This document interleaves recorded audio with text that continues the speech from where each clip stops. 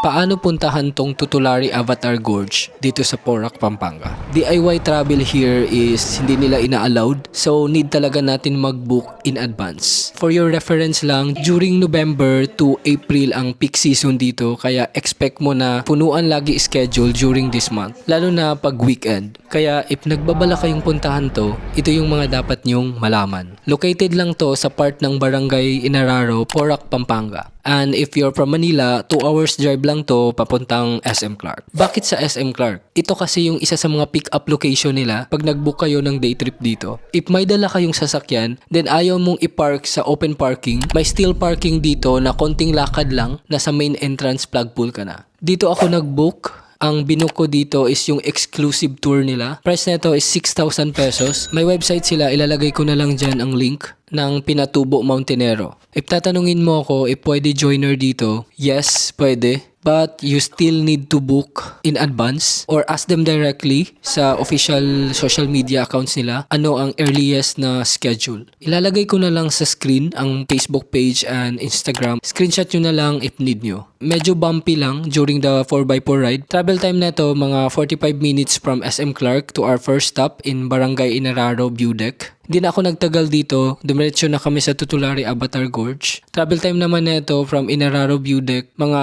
around 15 minutes. Pagkadating nyo sa Tutulari, dito na kayo bibigyan ng AITA tour guide. Mag-isa lang ako, natapos ko lang to mga around 40 minutes. And don't worry sa hiking experience nyo kasi sobrang easy lang and nasa 500 meters lang yung trail na to. Magdala lang kayo ng snack or water kasi hindi yan kasama sa package. Biruin mo, may ganito pala kagandang natural attractions dito sa Pilipinas. Sino isasama mo dito? At ang tanong, saan kayo kukuha ng pera?